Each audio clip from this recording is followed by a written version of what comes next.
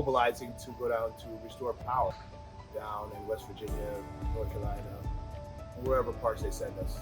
It's thousands of linemen that do work just like myself, going down to with one common goal is to restore power. It's necessary. It's very fulfilling to know that we're helping people.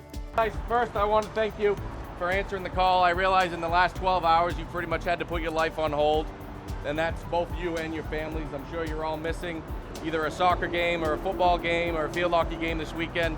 So I do truly appreciate that, and I recognize that this is a big commitment for both you and your families. So please pass a thank you on to your families. Every time you guys go out of state, I get very concerned because we're going into an area we haven't worked. It could be different voltages. There's risks and hazards that we don't typically see on our system. So it's important we have good communication. So let's keep an eye on everybody. Let's watch out for each other. Let's communicate, and let's make sure we have a safe trip. I want everybody coming back in the way you are leaving today. So I do appreciate you guys giving up your time and this commitment to the company. So it is appreciated.